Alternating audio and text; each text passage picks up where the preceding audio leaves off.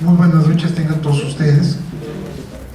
Este martes 20 de enero de este año que recién inicia, tenemos la presentación de un libro, uno más de la vasta colección que ha generado nuestro consocio, estimado amigo el doctor Silviano Hernández González, titulado El adulto mayor, ensayo biológico, psicológico, social y económico. Este libro será presentado por el presbítero Armando González Escoto y el doctor Joaquín Moreno Villa, evidentemente, como usted lo sabe, expresidentes de esta institución y pilares fundamentales de la misma. Cedo el uso de la voz al señor secretario para que conduzca esta ceremonia. Señoras y señores, muy buenas noches, bienvenidos a esta segunda solemne sesión académica del presente año. Les quisiéramos rogar que sus teléfonos celulares los apagaran, pusieran en vibrador, por favor. Bien, voy a permitirme presentar a los miembros de esta mesa. Están con nosotros el maestro Eduardo Velasco Briceño, nuestro presidente de esta Benemérita Sociedad de Geografía y Estadística. Nos acompaña también el doctor Silviano Hernández González, él es consocio y autor de la obra que se presenta el día de hoy. También está el presbítero Armando González Escoto, nuestro expresidente y comentarista de esta obra, así como el doctor Joaquín Moreno Villa, también expresidente y comentarista, y su servidor Rubén Rodríguez como secretario general de esta sociedad. Bien, quisiera ceder este micrófono al doctor Silviano Hernández González para que nos haga unos comentarios de su última obra publicada, para quien pido un aplauso, por favor.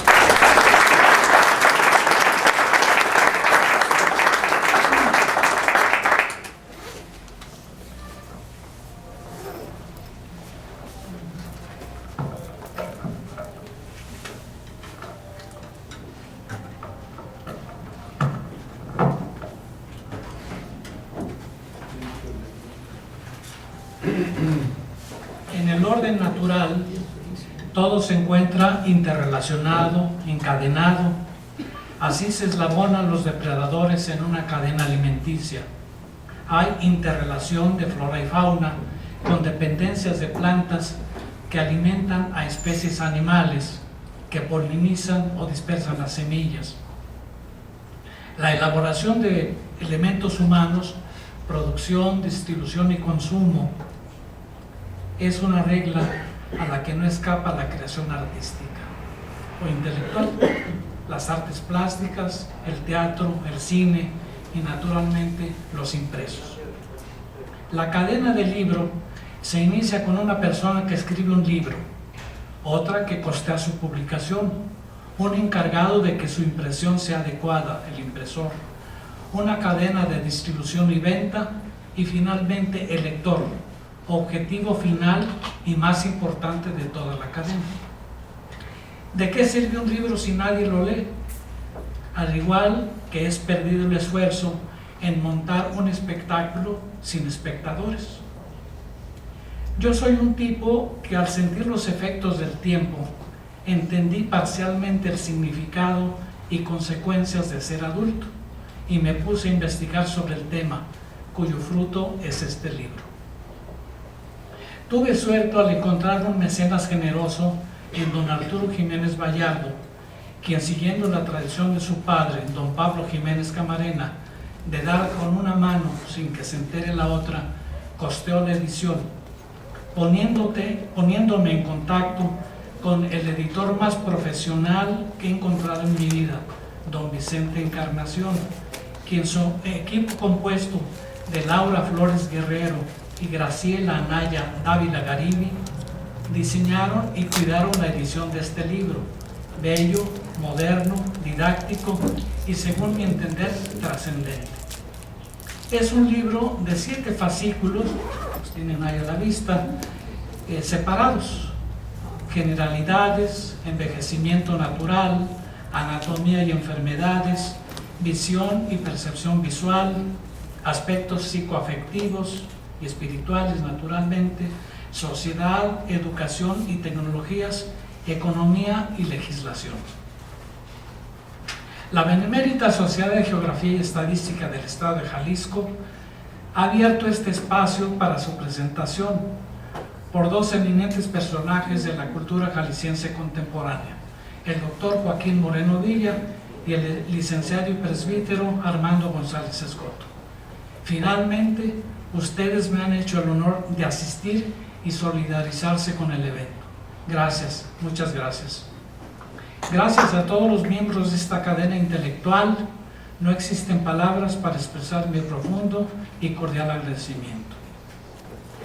Los ancianos son hombres que prefieren detenerse en el camino para reflexionar sobre sí mismos, donde habita la verdad. San Agustín. Los mitos y desconocimiento de lo que espera el adulto mayor sobrecoge a muchas personas. Hay quienes a la pura mención de vejez les produce escalofríos y por tal causa se enmascaran eufemismos: tercera edad, juventud acumulada, adulto mayor. Ese reverencial temor generalmente se debe a que se piensa que la artritis y los dolores de rodillas los mantendrán atados inexorablemente a una silla de ruedas, que los amigos se alejarán, que ya no existirán proyectos ni esperanzas y que la vejez es solamente una vida marginal, tercera llamada, antesala de la muerte. Si así fuera, ¿cuál es la razón por que al vencedor lo honramos con un viva que expresa nuestro deseo de longevidad? ¿Por qué en las plegarias de todas las religiones se pide lograr una larga vida como bendición? Que veas a tus hijos y a los hijos de tus hijos hasta la tercera y cuarta generación. ¿Por qué en el cumpleaños a los festejados se les desean muchos días de estos?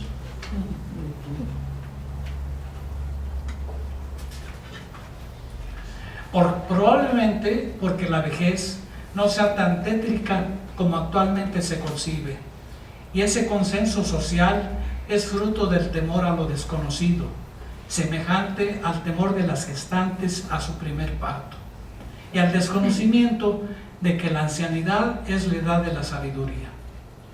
Los hedonistas, que conciben la vida exclusivamente como placer físico, esperan con pánico la senectud que va a menguar el gozo del placer material. Pero hay también personas con otra visión, que ven en la tercera edad, primero, la fortuna de haber llegado a ella, y después una meta para obtener logros no materiales.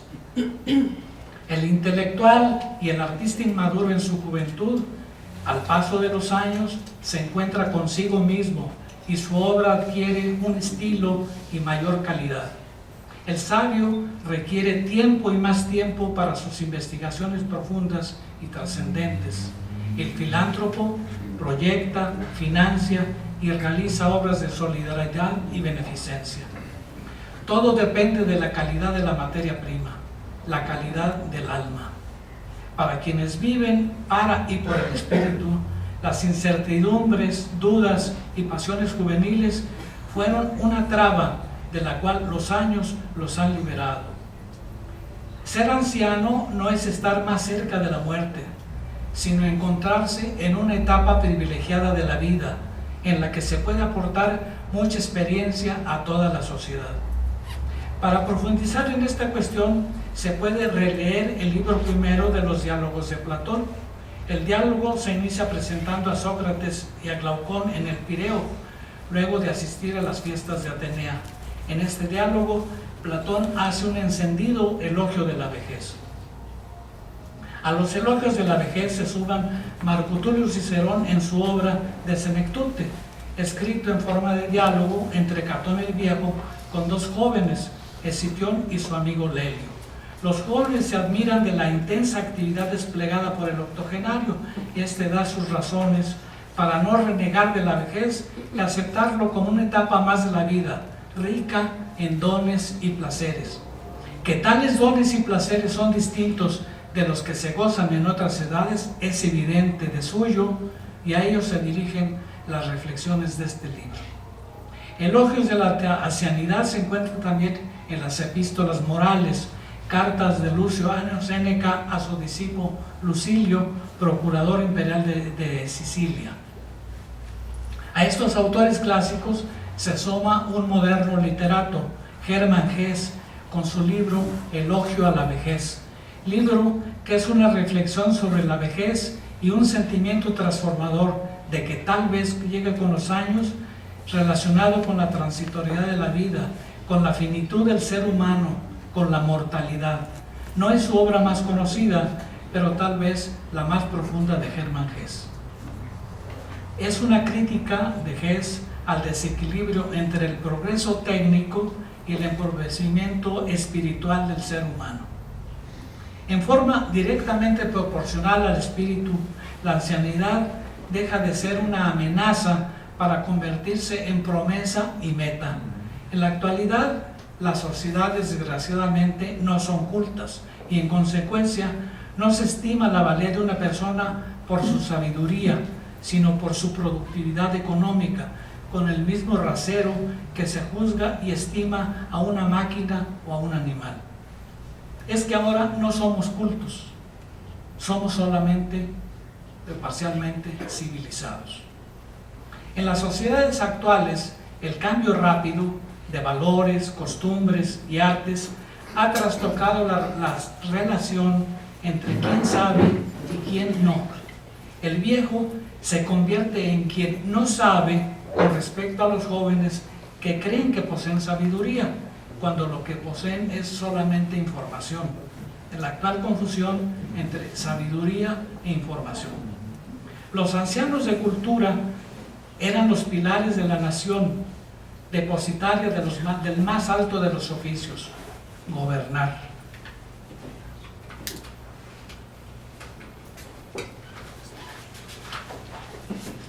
El Sanedrín de Israel se integraba de 72 ancianos. Grecia era gobernada por el Consejo de Ancianos de Delfos. El Senado romano de ancianos patricios tenía tanta o más poder que el propio César, a quien nombraba o derrocaba. El colegio cardenalicio se integra por varones de la tercera edad. Los maestros de los mexicas eran los Iztacalmaicitli, dador de sabiduría a los rostros ajenos, y pronunciaban los Huehuetlatoli, antiguas palabras de los ancianos en las ceremonias y acontecimientos solemnes. San Juan, en su visión de Patmos, escribe el trono celestial en el libro primero del Apocalipsis. Las coronas delante del trono, en el Apocalipsis capítulo 9, versículos 9 al 11, como un trono armado en el cielo, y en el trono alguien sentado, y alrededor del trono un arco iris semejante al aspecto de una esmeralda. Alrededor del trono hay también 24 tronos, y sentados en los tronos 24 ancianos, vestidos de blanco, con coronas de oro en sus cabezas. Muchos de los genios han desarrollado su obra en la senectud. Solón, Licurgo, Pitágoras, Sócrates, Platón, Aristóteles, Fidias.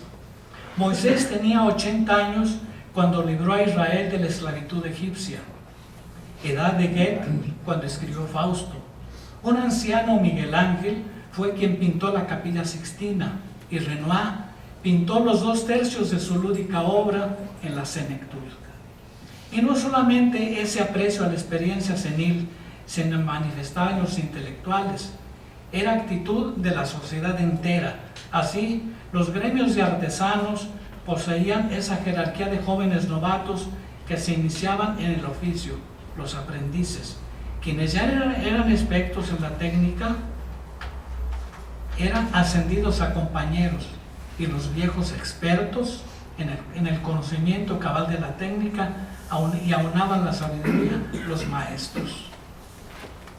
Se piensa en la senescencia como unidad de vulnerabilidad, dependencia y dolores, pero habrá que preguntarse, ¿los niños no enferman? ¿Son independientes? La primera infancia y la juventud no son presa de traumas psíquicos que modelan su vida de manera nefasta. Las infecciones linfáticas son propias de la juventud, amigdalitis, apendicitis, además de manifestaciones primeras de enfermedades genéticas y congénitas. El adulto es sujeto permanente de estrés causante de gastritis, úlceras, alta presión, traumas y enfermedades laborales. Cada edad tiene sus dolores propios y la tercera edad tiene otros dolores, que por cierto no son los más pesados, al menos para quien sabe ser viejo. No ha de ser tan inútil la senectud cuando la historia ha sido encargada de dirigir el destino de sus pueblos hasta la Ilustración, en la que se postulaba la idea de progreso lineal y de que la historia de los seres humanos caminaría a la realización de un hombre ideal. Pero no existe ya un centro en el cual se ordenan los hechos. Solo existen horizontes culturales desde donde nuestra mirada contempla y nos presenta en un momento histórico. Se estaría en una experiencia de fin de la historia, en la crisis de lo más específico de la modernidad, su concepto de historia, progreso y superación. Esta nueva concepción es lo que se denomina la posmodernidad. Tres características relevantes de la posmodernidad se manifiestan hoy en día: la complejidad que hace inevitable el pluralismo, la existencia de megalópolis en la que coexisten muchas generaciones como resultado del aumento de la esperanza de vida, así como convivir con personas de diversas estirpes, costumbres y creencias, de tal modo que ya no se comparten los mismos valores ni las mismas concepciones históricas. La secularización producida desde la producción en los estados modernos que han contribuido a una concepción autonómica de las personas, y la tecnociencia, cuyo auge ha conducido en forma ambivalente a su veneración y a su temor. Su influencia ha modificado todos los ámbitos de la vida humana. Tales cambios de pensamiento posmoderno han producido una visión de la familia solo como unidad de producción y, en consecuencia, una minusvalía del anciano, en la búsqueda solo de bienes materiales, como lo expresó Francisco de Aldana en sonoros versos.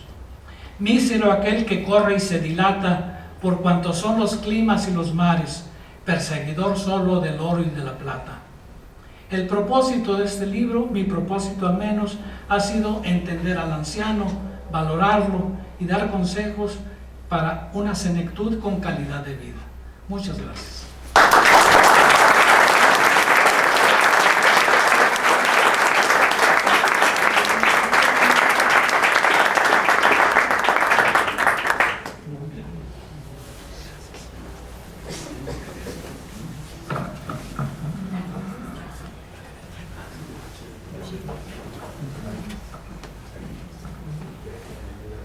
Bien, enseguida el padre Armando González Escoto nos hará algunos comentarios de este nuevo libro. Gracias, buenas noches. Bueno, yo desde hacía tiempo le había estado pidiendo al doctor Silviano, por razones obvias, que publicara ese libro, porque había que saber qué sigue. Finalmente, después de un largo trabajo, el doctor lo publica. 7 fascículos, los leí de lado a lado y les puedo decir que es horrible. No la iniciativa y la obra, lo que nos pasa conforme el tiempo empieza a acumularse. Entonces, bueno, dejando a un lado el comentario, en alguna ocasión le dijeron a un adulto mayor, que ahora sí se dice, como decía el doctor, de eufemismos, o le dijeron a un viejo: oiga, es feo llegar a viejo. Y él dijo: es más feo no llegar. Lo cual me parece muy sensato. En primer lugar, quiero destacar el contexto. La obra que presenta hoy el doctor Silviano se ubica en un contexto de una poderosa contracorriente. yo me preguntaba si es posible ir en contra de la dirección que sigue la civilización. Y muchas veces ha sido posible, y espero que también esta vez sea posible. La civilización occidental en el momento presente es la consecuencia de un cambio en la interpretación de dos factores que son fundamentales y que tienen mucho que ver con la obra que hoy se presenta. Esos dos factores son el concepto que el ser humano tiene del tiempo y el concepto que el ser humano tiene de la vida. La civilización actual considera que el tiempo es exclusivamente el presente, pero un presente de una cierta extensión, es decir, estar entre los 18 y los 40 años. Lo que está antes no existe y lo que está después tampoco. ¿Por qué entre los 18 y los 40 años? Porque la civilización actual de la que somos parte le apuesta de manera absoluta al consumo y a la productividad. Existes en la medida que tienes una gran productividad y existes en la medida que eres un gran consumidor. Producción y consumo. Y esto no es simplemente filosofía. Esto es también la empresa y es el mercado mundial. Es la civilización del capitalismo neoliberal que nos envía el mensaje de que esta sociedad solo puede seguir produciendo, o mejor dicho, solo puede seguir existiendo en la medida que siga produciendo. Y solo puede producir en la medida que el consumo se mantenga en un alto nivel. Dado que el ser humano más productivo es el que está entre los 18 y los 40 años, luego entonces esa es la vida real a nivel conceptual. ¿Qué es la vida real? Estar entre los 18 y los 40 años. Un concepto de vida y un concepto de tiempo. Esto significa que toda persona, todo niño, todo adolescente ansía llegar a los 18 años, no para tener su credencial para votar con fotografía, sino para poder entrar a los antros, que es una manera de entrar a la vida real, donde la máxima diversión ocurre en esos escenarios, para lo cual hay que tener recursos y por lo tanto trabajar de lunes a viernes para poder tener un fin de semana de viernes y sábado, no en cualquier antro, también ahí hay niveles. Y en los antros no dejan entrar a cualquiera. Hay una migración más exigente que la de la frontera norte. Y por lo tanto hay que tener recursos y hay que sacarlos del modo que sea. Porque el trabajo que se produce en la semana debe tener una satisfacción del fin de semana. Y una satisfacción que tiene plazo. Después de cierta edad, aunque usted lo dejen entrar al antro, no sé a qué. Cualquier movimiento que quiera hacer de los que ahí se hacen, lo puede dejar en esa postura por 72 horas. Entonces, la sociedad actual se vuelve en ese aspecto terriblemente discriminadora. Discriminadora en el plano económico y discriminadora en el plano social. Los que están en la etapa de la mayor producción y de la mayor diversión tienen la primacía. ¿Y qué hacemos con los demás? Si usted es inteligente, haga todo el dinero que pueda para que después de cierta edad pueda tener quien lo cuide pagándole. Porque no necesariamente los hijos de hoy serán los hijos de antes, que podían consagrarse al cuidado de sus padres ancianos hasta que morían y los sepultaban y les guardaban luto 9 días. Hoy, si bien les va, los entierran en la maceta. Pero no los van a cuidar, los van a mandar a un asilo. Y esto lo vemos en sociedades que van más adelante que nosotros. Suecia, Noruega, Dinamarca, Alemania, Estados Unidos, donde la gente efectivamente vive con la angustia del tiempo, porque hoy el tiempo se volvió discriminante. El tiempo te llega y la sociedad simplemente te echa fuera. Por eso digo que la obra del doctor Silviano va contracorriente, porque a fin de cuentas, en el contexto de lo que él escribe y que acabamos de escuchar en la presentación que hizo, hay un elogio de la vejez, una valoración de la vida longeva por sí misma, independientemente de que haya hecho mucho o poco. Hizo lo más difícil, llegar a la ancianidad. Hay un elogio en una cultura occidental donde lo que acaba de decir el doctor Silviano no sería escuchado, porque no va en esos parámetros el mundo contemporáneo.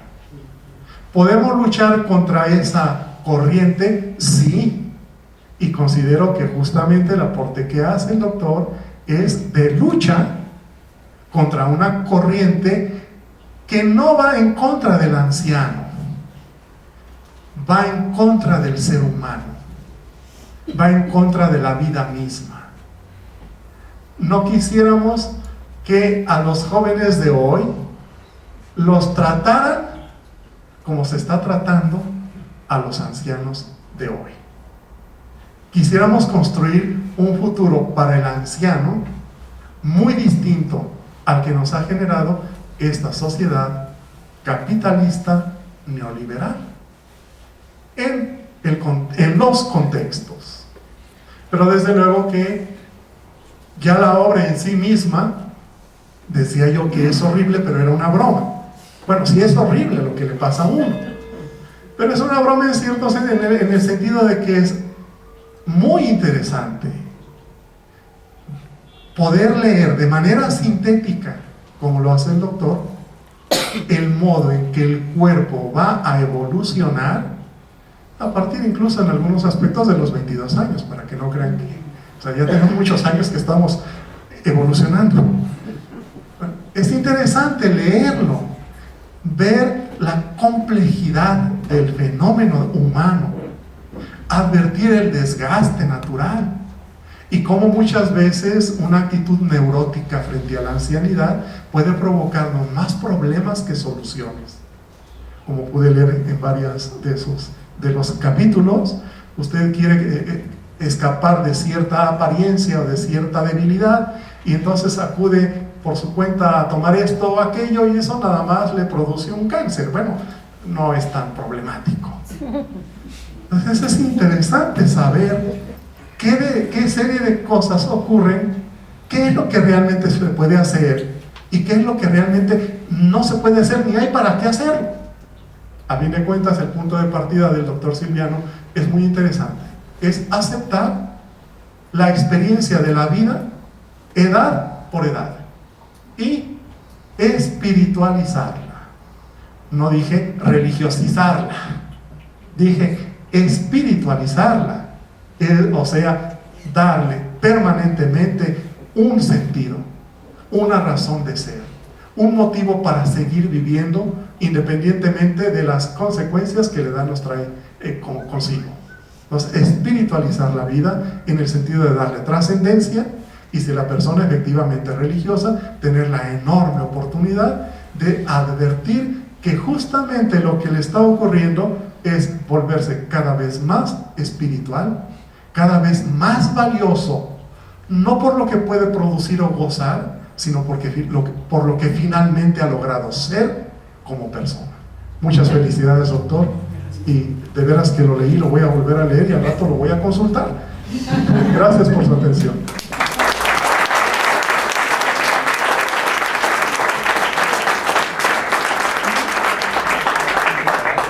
Señor presidente, nos ve la cara del doctor con los volúmenes aquí. ¿Los podríamos mover? Ahorita vamos a ver. ver la pantalla, pero igual no, tenemos aquí. Porque sí queremos ver la cara de... ¿Ya lo ves? Gracias. Dejarlo allí, ahorita, ya al último voy a empezar eso. Muy buena noche. Hoy tengo el gusto de presentar junto con el reverendo padre Armando González Escoto el nuevo libro del señor doctor Silviano Hernández González titulado El adulto mayor. Quiero decirles que fue para mí un deleite leerlo y no solo por mi edad me interesó, sino que realmente está escrito con mucha elegancia en cuanto a su estructura literaria, pero más aún por los conocimientos médicos, sociológicos, psicológicos que transmite. Es también un acierto el haberlo escrito en 7 fascículos que lo hacen más fácil su lectura en cualquier lugar. Ya el doctor Hernández nos habló de los títulos de los fascículos que me refiero. El doctor Silviano me pidió tratar el aspecto médico del tema, pero antes de entrar en el mismo, permítanme leer el primer párrafo de la introducción del libro. Desafortunadamente, la sociedad no estima la problemática de los adultos mayores, su necesidad y urgencia, ni las soluciones que hay que dictar y ampliar en aspectos legislativos, económicos y culturales. En esta actitud social, que mucho influyen los prejuicios ancestrales acerca de la tercera edad, sobre su salud frágil, su terquedad y su nulidad en el aspecto laboral, desconociendo los aportes sociales que entregaron y muchos que pueden dar todavía. Se cierra la cita. Esto resume en parte lo que comentó el padre González Escoto y va a exponer un servidor. Este libro tiene en nuestro medio más importancia, ya que no tenemos en México una cultura del adulto mayor. La mayor parte de los llamados asilos de ancianos en Guadalajara, hay 150, de los cuales 60 son particulares, tienen muchos de ellos una atención muy deficiente para el anciano. He tenido oportunidad de visitar como médico a muchos pacientes que han sido internados en estos lugares y he podido constatar que la atención global de los mismos no es la adecuada, aunque también es cierto que en muchos asilos se ofrece una atención médica y de enfermería buena o excelente, alimentación apropiada, hay higiene. También existe alguna facilidad para escuchar la radio o ver la televisión. Sin embargo, se olvida de dar al anciano la oportunidad de convivir en forma controlada con sus compañeros. Esto es ofreciendo pasatiempos, no al grado de lo que ofrecen los hoteles vacacionales, pero algo apropiado y efectivo. Deben de programarse en estos lugares la facilidad de transporte para ir al teatro, cine o inclusive reuniones sociales. Eso es muy importante, ya que las mismas limitaciones que tiene el adulto mayor en la vista, el oído y su movilidad corporal lo van aislando cada vez más de sus amistades y familiares. Pero desgraciadamente todos esos cuidados y facilidades cuestan dinero, mucho dinero. El Instituto Jalisciense del Adulto Mayor, el día de ayer en la prensa local, informó que habrá una inspección a estos asilos para confirmar que se tenga una atención digna a los ancianos. A esta campaña la llamó Semáforo. Esto mismo debe de tomarse en cuenta también en nuestras casas, donde tenemos un familiar en esta etapa de la vida.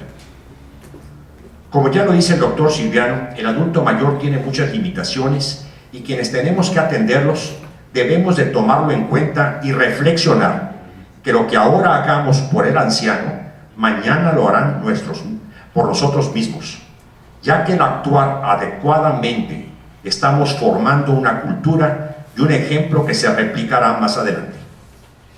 También hay que distinguir lo que es el desgaste fisiológico natural que hacen los años y lo que es una enfermedad. En lo primero y en lo segundo, el dicho de más vale prevenir que remediar es muy importante. Por ejemplo, el desgaste natural de los órganos, tejidos, articulaciones, etc., no es lo mismo enfrentar los años con un peso y masa corporal normal que lo contrario, que gastará en forma proporcional las articulaciones. En otras palabras, a mayor peso, mayor desgaste. Pero en este caso, No solo las ya mencionadas articulaciones, sino también varios órganos se ven afectados por lo mismo. Por ejemplo, para el corazón, no solo es el peso como tal lo que lo afecta, sino la masa corporal. Recuerden que este órgano es más que una bomba inteligente y responsable que trabajará mientras pueda, día y noche, en impulsar la sangre que contiene el indispensable oxígeno que respiramos, los nutrientes que comemos y que en nuestro cuerpo se han transformado para que actúen como una fuente de energía adecuada a todas las funciones orgánicas y los sentidos que tenemos. El autor distingue que entre tercera edad y un final hay una etapa previa, el envejecimiento, que será siempre una experiencia personal y trascendente.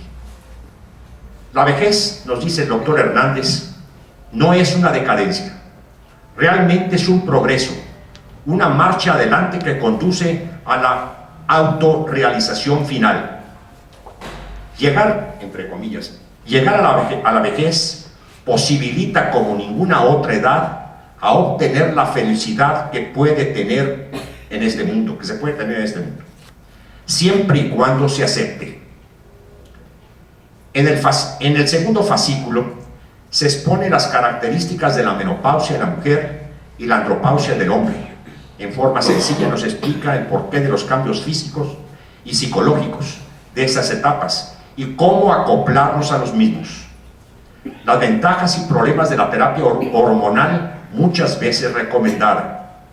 El fascículo siguiente se dedica a los cambios en el esqueleto y la piel, la disminución de la agudeza visual, de la audición y la marcha, por lo cual es muy recomendable adaptar nuestro entorno en el hábitat como pisos, alfombras, iluminación, escaleras, cocina, baño, muebles. Nos habla de los cambios en el sistema cardiovascular, respiratorio, digestivo, nervioso, endocrino, cambios en la inmunidad celular y humoral. El fascículo cuarto lo dedica el autor por entero a la visión y percepción visual. Ahora sí, permítanme con diapositivas mostrarles a ustedes algunos de esa problemática médica que acabo de mencionar.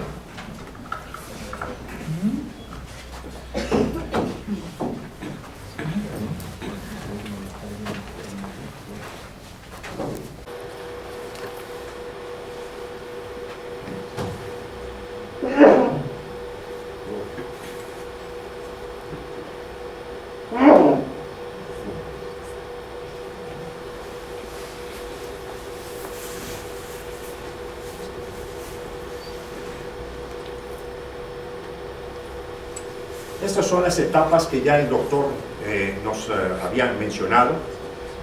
La etapa de la lactancia, la infancia, la adolescencia, entre los 18 y 40 años, la juventud plena, la madurez entre los 40 y 65 años,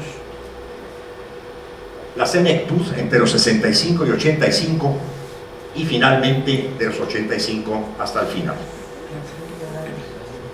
Quiero decirle que la expectativa de vida que se tiene aparentemente para el niño que nace actualmente puede llegar a ser hasta 150 años en la actualidad. O sea, con los adelantos que existen en la actualidad. Pero esto es en teoría, por supuesto.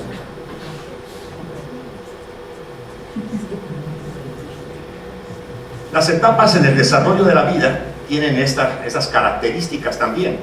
La primera, como ven ustedes, es de aprendizaje. El segundo, y de alta dependencia. El tercero es construir y hacer. La cuarta etapa es enseñar y trascender. La quinta es la nostalgia y recuerdos. Y la sexta es de alta dependencia. Estas son tomadas naturalmente del libro del doctor Hernández. Y quiero decirles un detalle muy importante. Él también nos dice en su libro que esta etapa que dice de nostalgia y recuerdos es una de las etapas que psicológicamente tenemos que cambiarla. Es muy cierto que en la mayor edad se tiene esa tendencia a tener recuerdos, a estar con nostalgias. Sin embargo, hay que pensar siempre mejor en el futuro, en lo que podemos hacer y lo que podemos aprovechar de esa experiencia que hemos logrado en toda nuestra vida. Eso yo creo que es la filosofía más importante que debe tener nuestra vida, en poder tener realmente ese atesoramiento de experiencias y poder en un momento dado gozarlas y también trascender a las demás personas en ese tipo de conocimientos. Y lo último, ciertamente ya no depende de uno, que es la dependencia que puede haber por las limitaciones que se tienen.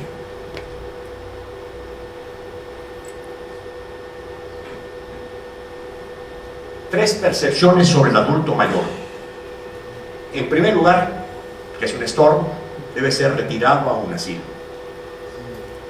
Que puede ser, como ya lo dijo el doctor, en muchas civilizaciones la ha habido y la sigue habiendo, símbolo de sabiduría, merecedor de respeto, merecedor de admiración.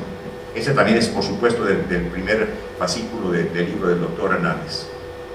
Y lo que sería realmente muy importante tenerlo, que sea ancestral, ascendiente, aglutinante y efectivo. Esto sería lo ideal. No siempre el adulto mayor es lo que acabamos de decir. Esta fotografía la acaban de publicar, es de una anciana de 106 años que está en Alsacia, que está defendiendo sus propiedades.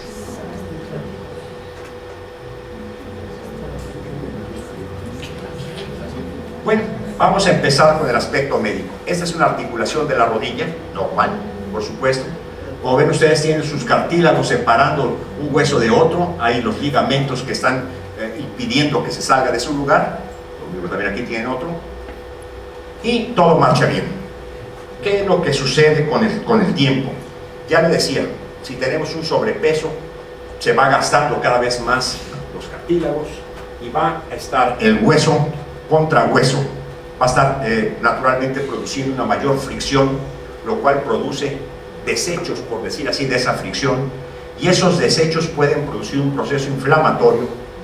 Y aquí, ojo lo que voy a decir, los huesos no tienen sensibilidad, pero sí las estructuras que lo rodean, las articulaciones, y por la inflamación de esas estructuras es lo que produce principalmente el dolor articular que podemos padecer a cualquier edad, no solamente con los años.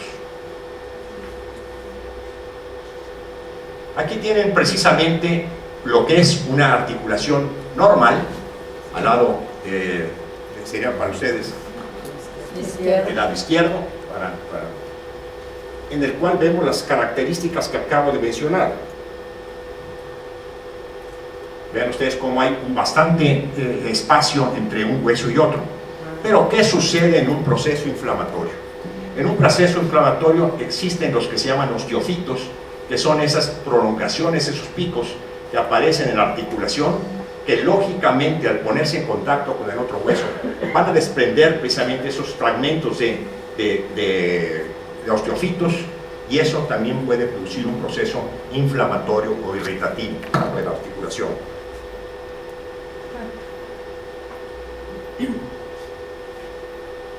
En una forma todavía más clara, aquí vemos la columna normal, ahora ya en la columna, un problema serio, bastante serio, la espondilitis anquilosante, en el cual vemos un proceso inflamatorio, todavía hay cartílago entre uno y otro, y después ven ustedes cómo se adelgaza el cartílago, inclusive puede llegar a desaparecer, y aparece un proceso realmente importante en lo que se refiere a proceso inflamatorio en la columna.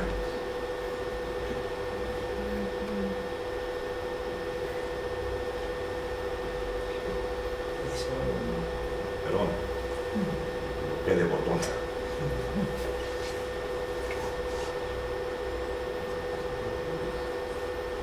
¿Qué ven ustedes en esta radiografía? Es lo que precisamente todas las mujeres están, con la densitometría, están tratando de discernir si lo tienen o no lo tienen. La osteoporosis. Llega un momento en que se pierde el calcio, se pierde precisamente la constitución propia del hueso y se hacen prácticamente transparentes, como están viendo ustedes aquí los huesos. Aquí en este caso es la columna, por supuesto. En este caso tenemos precisamente lo que vulgarmente llaman picos del oro. Son estas prolongaciones que se llaman osteofitos, por supuesto, y van a picar, por decir así, los nervios que salen de la columna. Y es lo que produce dolores, no en ese sitio muchas veces, sino muchas veces a distancia, en las piernas, en los pies, en los brazos, en las manos, y no propiamente en la columna.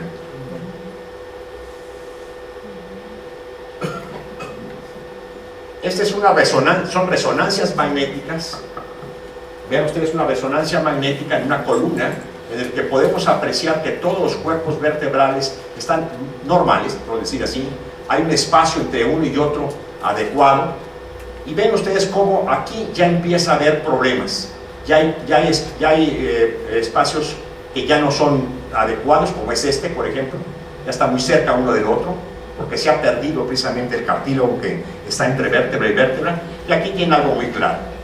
Aquí la destrucción realmente de los cuerpos vertebrales y naturalmente las consecuencias que hay en relación a dolor, en relación de movimiento, muchas veces en los miembros inferiores. Bueno, fíjense, aquí quiero que se fijen principalmente en la articulación. Esta es la articulación de la cadera, este es el fémur y acá está el hueso precisamente de la cadera. Vean ustedes el espacio que hay entre un hueso y otro, todavía existe algo de espacio y por lo tanto no hay tanta fricción como lo van a ver en estas otras radiografías que les voy a mostrar.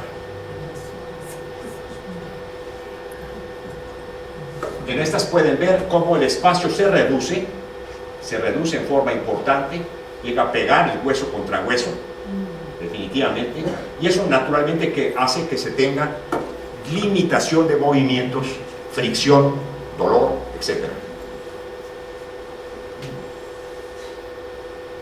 Vamos ahora al sistema nervioso.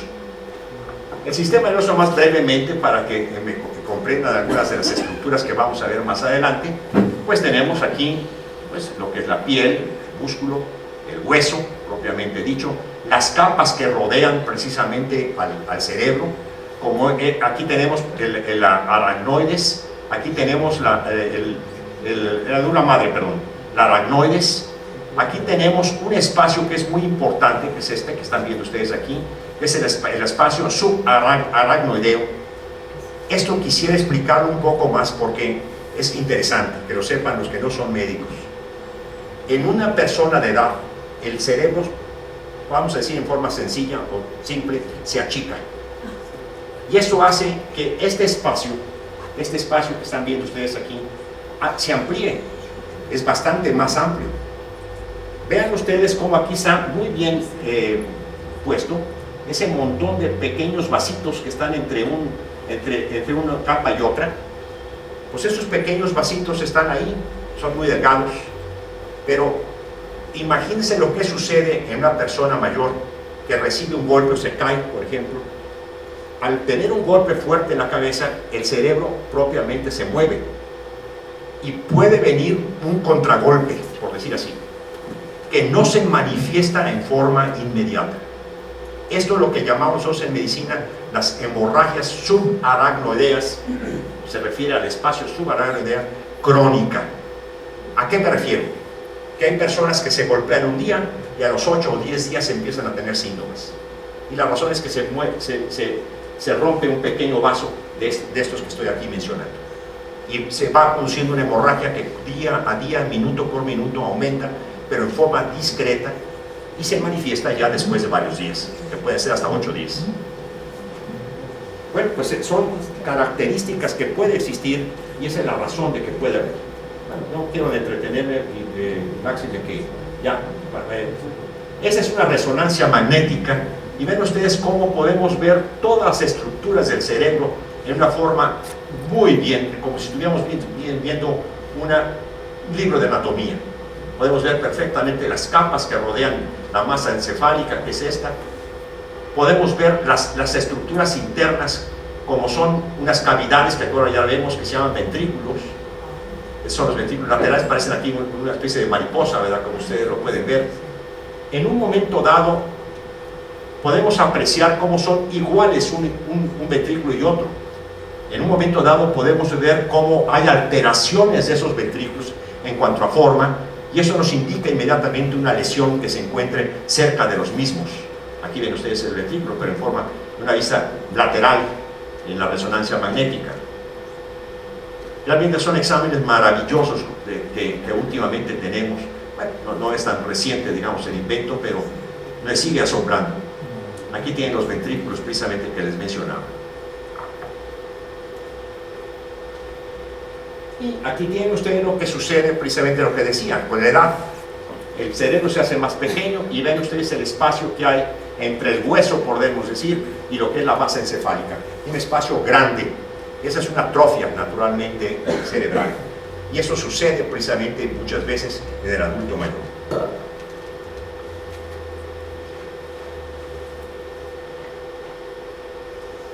Se disminuye el tamaño del cerebro, se hacen las... Bueno, es interesante decirlo. Hay una convivencia muy especial, una amistad muy especial, podemos decir, entre el corazón y los riñones. Y es muy lógica. El corazón es una bomba, los riñones reciben esa sangre que viene de la bomba y trabaja bien mientras trabaje la bomba.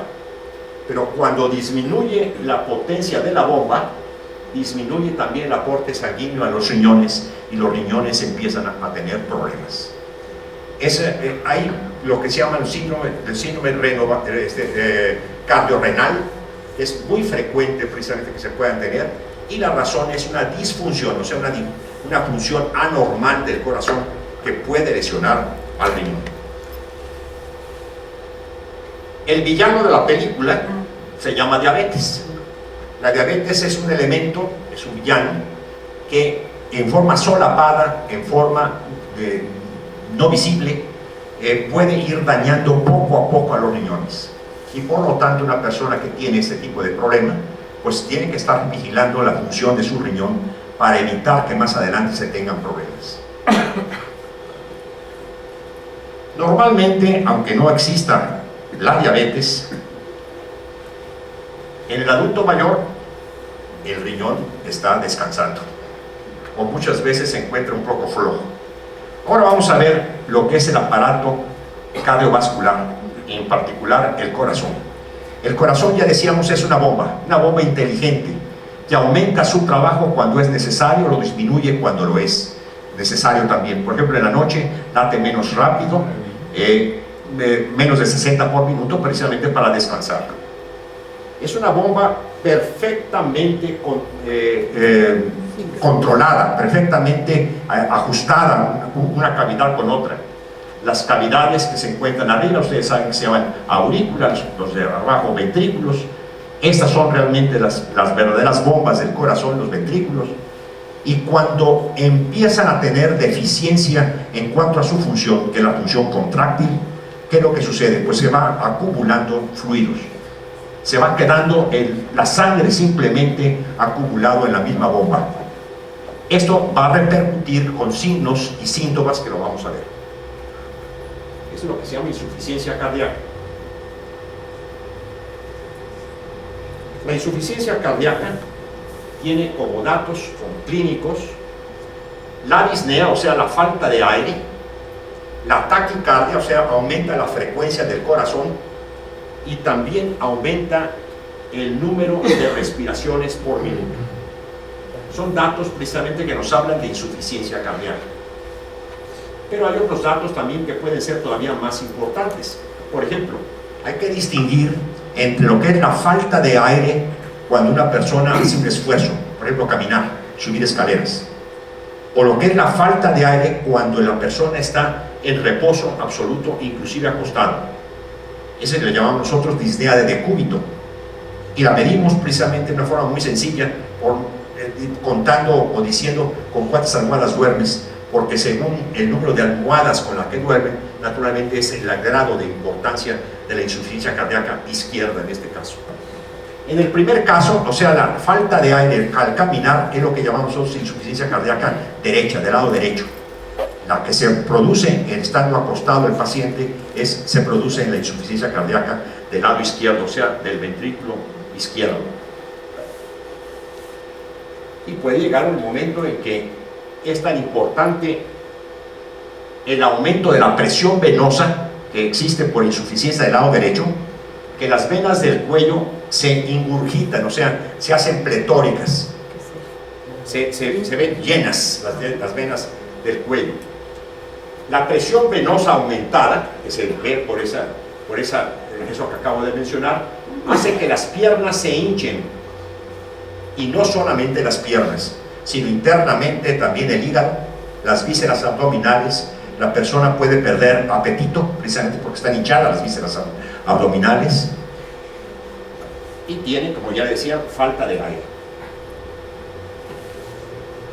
En la insuficiencia, aquí tienen ustedes la hepatomegalia, o sea, el aumento del tamaño del hígado por congestión, el edema de las vísceras abdominales. En el lado izquierdo, ya decíamos, principalmente vamos a tener la falta de aire al estar acostado, y la razón de eso es porque se acumula líquido en los pulmones, y lógicamente al estar acostada la persona, al poner todo su cuerpo al mismo nivel, no hay la facilidad, por ejemplo, que se tiene en una persona que está de pie o sentada, que por gravedad los fluidos se quedan más fácilmente en los miembros inferiores y disminuye la congestión pulmonar. Al estar acostado todo está igual en cuanto a presión, a la presión atmosférica, vamos a decir, y por lo tanto se facilita la congestión pulmonar. Por esa razón, una persona que tiene insuficiencia cardíaca izquierda puede mejorar al levantarse. Es muy frecuente que la persona que tiene esa falta de aire le digan al médico o a sus familiares: fíjate que ayer me sentí con mucha falta de aire al estar acostado, pero fui, me levanté, abrí la ventana y se me quitó la falta de aire. Inocentemente no sabe que en realidad no fue la abierta de la ventana ni está respirando el aire puro del campo, sino fue el hecho de haberse puesto de pie, lo que hizo que mejorara la situación.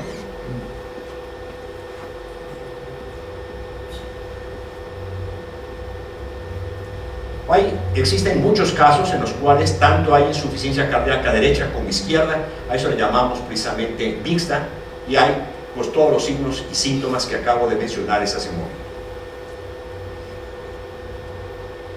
Finalmente, en lo que se refiere al fondo de ojo, lo que sucede en el ojo. Bueno, en el ojo, el fondo de ojo es algo muy extraordinario, yo diría, y que se nos ha olvidado muchas veces a los médicos clínicos precisamente recurrir a él. Y aquí les voy a decir un secreto, pero espero que no salga de este salón, porque realmente es muy lamentable.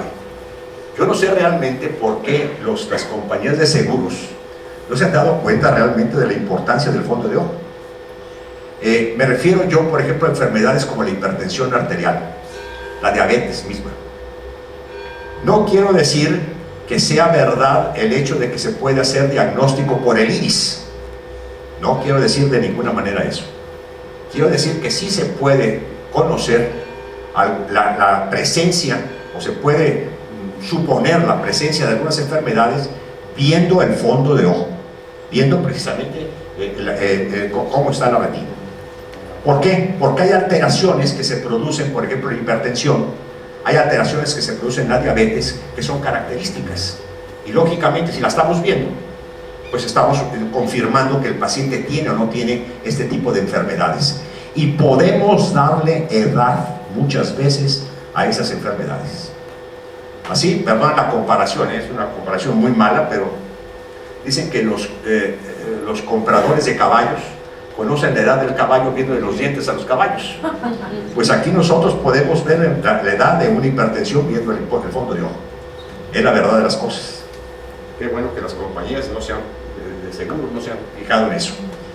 Bueno, el fondo de ojo normal pues tiene arterias más delgadas que las venas, pero son arterias que todavía son más o menos sinuosas, o sea, tienen curvas, no son tan rectas, y tienen un color rojizo. Eso es lo normal. Estos son los grados precisamente que nos hacen pensar en la edad de la hipertensión. Hay 4 grados, y en cada uno de esos grados hay alteraciones en las arterias que podemos ver, y podemos saber si la persona tiene una hipertensión leve, moderada o severa, y si la hipertensión tiene tiempo ya de estar produciendo cambios en el fondo de ojo. Rápidamente, ejemplos. Aquí ven ustedes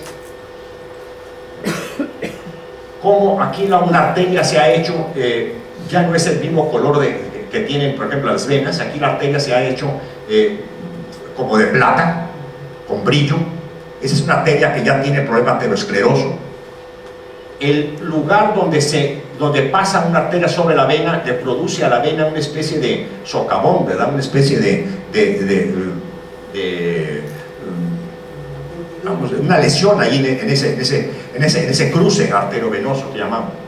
Aquí todavía la papila que llamamos se encuentra normal, todavía no hay hemorragias. La arteria y la vena ya se parecen en diámetro, que antes había mucha diferencia entre vena y arteria.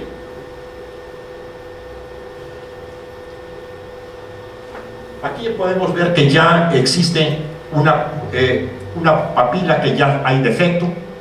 Vemos las arterias cómo siguen teniendo defectos en cuanto al color. Ya son igual de diámetro prácticamente que las venas.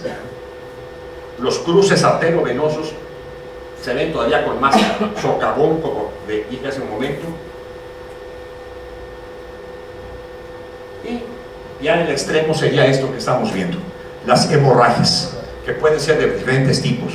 No es lo mismo esta hemorragia que llamamos enflama, a estas hemorragias que también que se llaman ya cotonosas, o sea, ya son antiguas y que quedaron como consecuencia de una hemorragia de este tipo. Esto naturalmente nos habla de una edad mucho más prolongada de hipertensión y también de diabetes. Bueno, con esto creo que les estoy dando una explicación breve de lo que puede pasar realmente.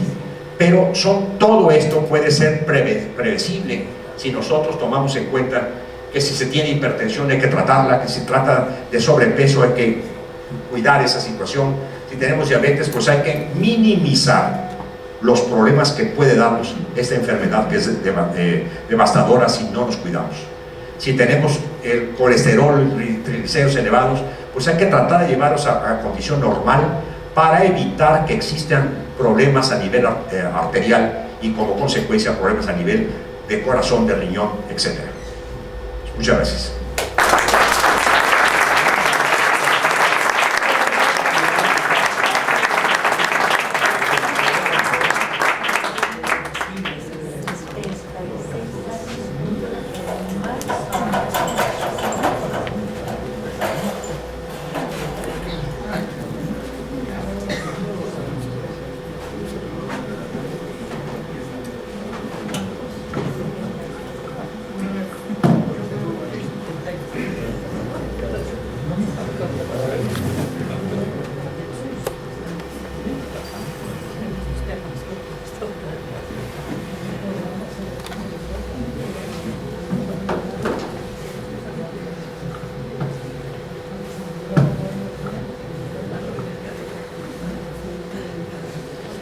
Bien, enseguida nuestro presidente hará entrega de los reconocimientos a nuestros participantes.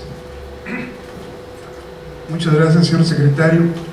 Bueno, esta obra que ahora se ha presentado a cargo de nuestro amigo o socio, doctor Silviano Hernández González, él lo titula un ensayo biológico, psicológico, social y económico del adulto mayor. Sin embargo, más que un ensayo, lo que hace el doctor Silviano Hernández es hacer una especie de examen, ensayo introspectivo, retrospectivo, pero con una perspectiva de vida para quienes como él, con dignidad, han alcanzado lo que ahora es una vejez digna. Yo, en verdad, aspiro a un día poder vivir mi vejez con la dignidad que ha mostrado esta noche el doctor Silviano Hernández. Sin duda alguna, los comentarios del doctor Joaquín Moreno Villa y el padre Armando González Escoto han enriquecido esta obra que ahora se presenta y nos han permitido, nos han invitado a poder leer y releer la obra que en 7 fascículos se ha escrito. Muchas gracias, doctor Silviano Hernández González, por su trabajo. Esta es una obra más que regala usted no a la sociedad, a la benemérita sociedad, sino me refiero a la sociedad en su conjunto, al pueblo, que es lo que es más valioso. En virtud de ello, esta benemérita Sociedad de Geografía y Estadística del Estado de Jalisco, institución científica y cultural fundada el 27 de septiembre de 1864, tiene el placer de entregar este reconocimiento al doctor Silviano Hernández González por su participación en las actividades organizadas por esta institución, con la presentación del libro El adulto mayor, ensayo biológico, psicológico, social y económico, mismo que se ha llevado en esta casa, cumpliendo así con el compromiso y un deber de presentar un trabajo anual y con el objetivo fundamental de esta institución, que desde su fundación ha sido el estudio y la divulgación de la ciencia y la cultura. Está fechado el día de hoy y lo firma el señor secretario general y su servidor. Doctor Silviano Hernández, reciba este modesto reconocimiento.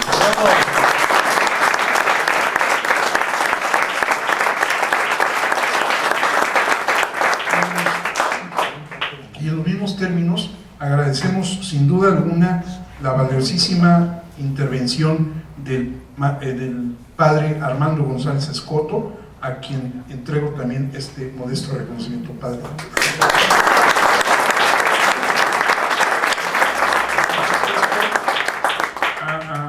También a nuestro amigo expresidente, sabemos de esa institución, el doctor Joaquín Moreno Villa, por sus valiosísimas palabras. Gracias.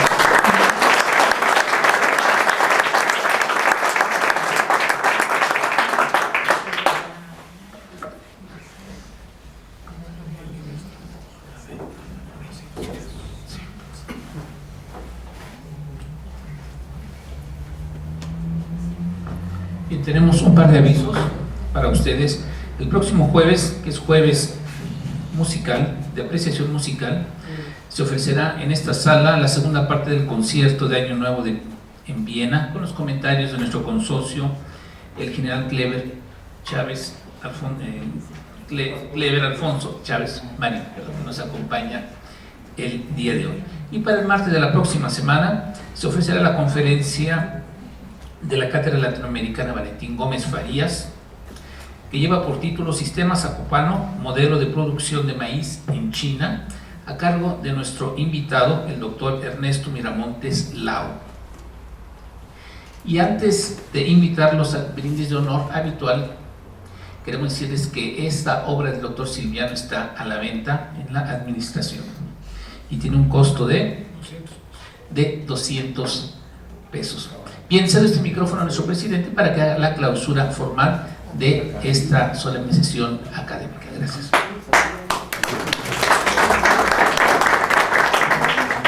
Muchas gracias. Antes de concluir, parecerá broma, pero no lo es, pero una virtud adicional que tiene este libro del doctor Silviano Hernández es que su lectura funciona como medicamento, es preventiva y correctiva. Entonces los invito a que adquieran esta obra para estar al tanto de lo que tarde o temprano va a suceder. Y siendo las 21:15 de este martes 20 de enero, se declara clausurada esta solemne sesión. Gracias, buenas noches y nos vemos en la próxima sesión.